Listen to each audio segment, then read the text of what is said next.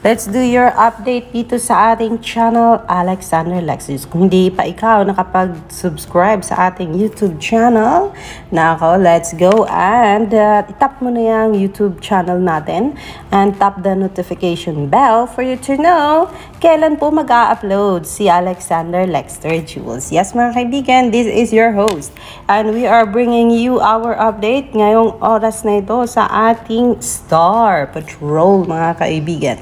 Yes, we are giving you the updates of Merida, Mama and Trata, Donnie Pangilinan, and Kyle Echari sa mga oras na ito. Ano ba ang latest Roja team? So, sa ngayon, nasa relaxation moment po sila mga kaibigan. Pero yes, ABS-CBN is giving this update 19 minutes ago, sayang. Pulang-pula ang aming mga puso sa pasasalamat kapamilya. We truly painted the town red dahil sa sobra pong init ng pagtanggap ninyo sa pagsisimula ng Roja. Top 1 TV show on Netflix Philippines at libo-libong kapamilya ang tumutok sa Kapamilya Online Live po mga kapamilya.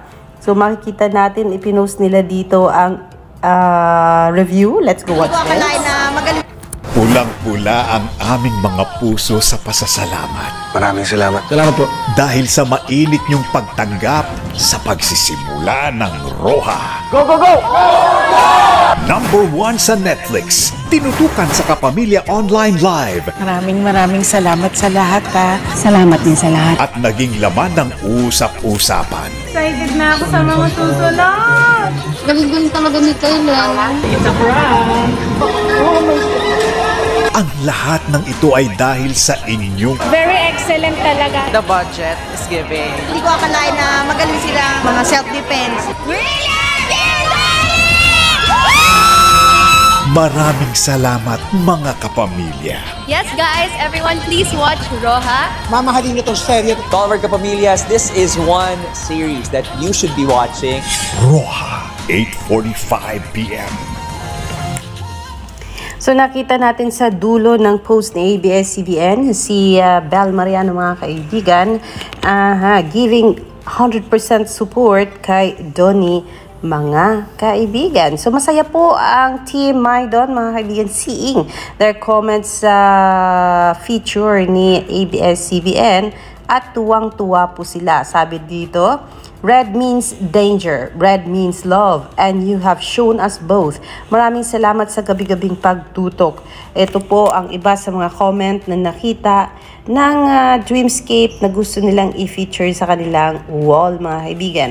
The new episode brings more drama, more intense, and more Liam. Tune in and feel the ride. Ang sabi ito ng isang Kyle Echari, ang ganda po, nakakabitin, and ang galing talaga ni Kyle Echari. Another comment po ay coming from Zigia.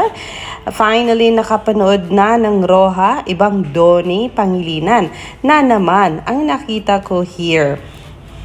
Ang sabi pa niya na talagang magaling mag-act po ang isang Donnie, ang daming nangyari pero ayun, sa episode pa lang yon, may tension and revelations agad na talagang nakaka-excite. Can't wait sa more episodes daw po. Ganda ng episode number 3 from Loninoy. Sabi ng isa dito, from The Shower. Featured si The Shower. Congratulations to you. Di talaga mahilig sa mga series na ongoing, lalo na sa K-drama man o Chinese drama. Pero sa Roja para kay Maymay, nagtiyaga ako. Kaabang araw-araw. Kakaantay sa bagong episodes. That's from The Shower. Congratulations, The Shower, on that one. Sabi dito ni Ellie, nasa episode 3 pa lang tayo ng Roja. Pero pa-intense na ng pa-intense ang mga ganap. Nakakabitin rin talaga since 28 minutes per episode lang po. Excited at ayan, ready na ako sa mangyayari sa susunod na episodes. That's from Ellie, which is featured by Dreamscape, mga kapamilya. So, congratulations sa lahat ng feature dito. Meron pa dito from Face. Sabi dito, hindi na ako nakareact sa sobrang pagod ko. Yesterday. Maraming nilabhan but nakanood na ako ng episode 1. And want to say na ang galing mo, Donnie Pangilinan. Mata-mata acting talaga. Same kayo ni Belle. Can't wait for more action series. Ayan daw. Sabi naman ni Jonah, you took us through pain, rage, and anger in the first episode. And now you are showing tension and fear in your eyes. And that is from Jonah, mga kaibigan. So, ilan sila po ang na-feature ni Dreamscape sa kanyang wall, mga kaibigan, na nagpasaya po sa mga taong talagang sumusubaybay. 7 hours ago, still number 1 pa rin po ang Roja sa Netflix po, mga kaibigan. Keep watching, rewatching, and promoting the show.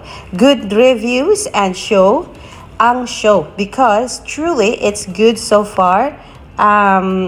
Congratulations, Donnie Pangilinan and Roja team. Deserve nyo.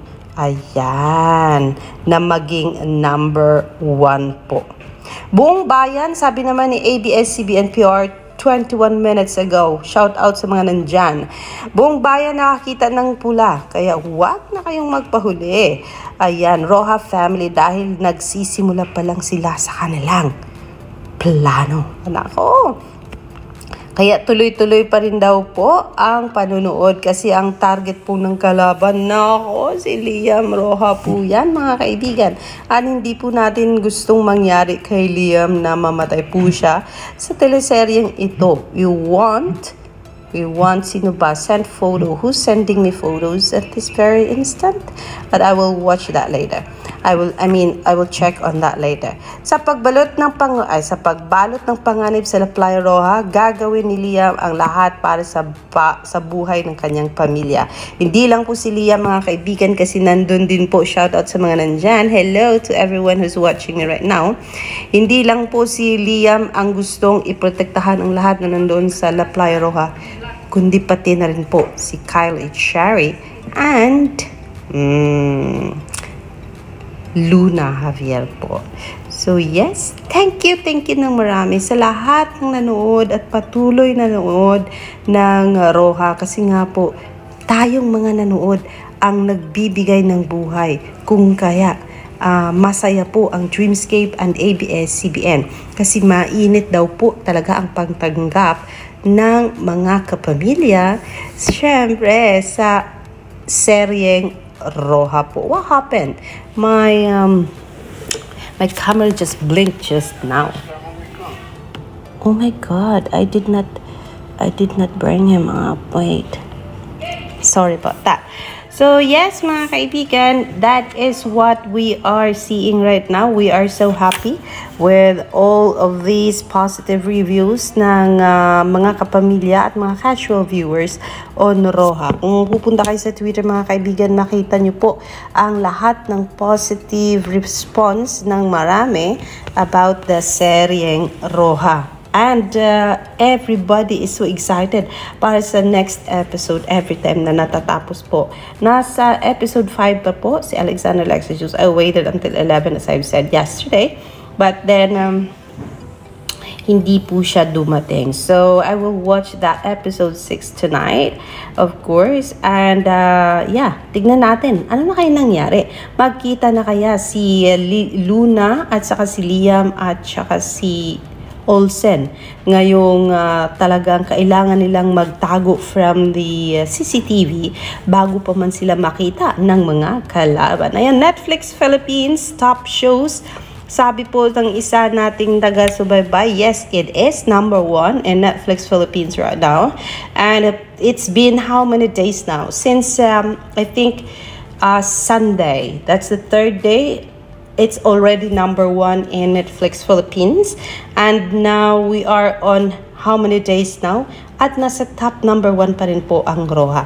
And that is because many people really are hooked onto this series, and marami po ang masaya sa teleseryeng ito. Kasi nga po, hindi po siya yung normal na teleserye na hindi po yung palaging mukha ang nakikita natin, because now I think bakit ito minamahal ng sambayanan, dahil ibang mukha po ang nandyan.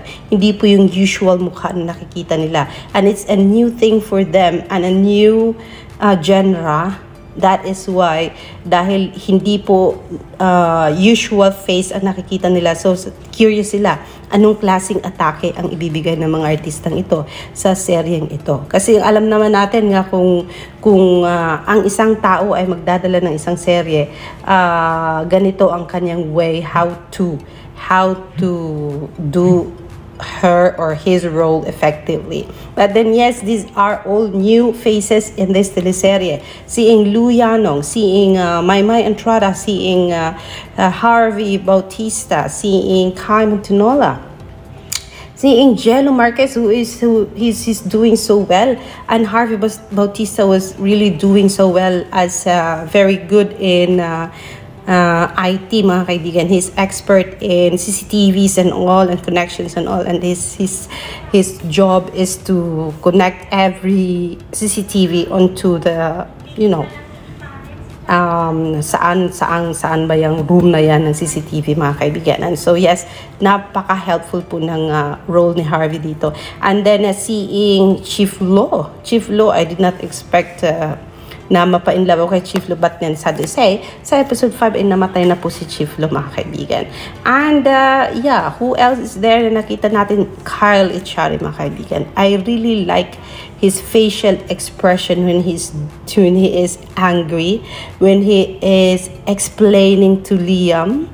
I really like that register ng kanyang mukha. Napakatapang po at talagang action na action. Parang feel ko, malayo ang mararating ng isang Kyle Echari doon sa klase ng pagdadala niya as action star. I really am so amazed doon sa kanyang pagiging Olsen po, mga kaibigan.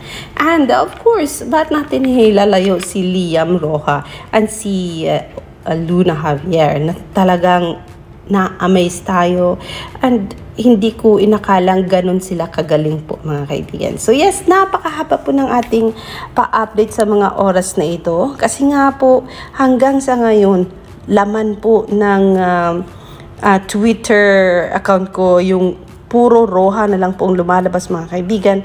I saw so many negative comments kaninang umaga at tanghali, pero hindi po tayo nagpadala doon kasi nga po we are focusing on the beautiful side of the story ng Roja, and then all we need to do is just promote, and we can do that by sharing every video clips that we are having and nakakompile natin. Share it to our social media, just to bring this serye sa maraming tao, mga kaibigan, para marami din po ang makanood ng seryeng Roja, which is really a good one.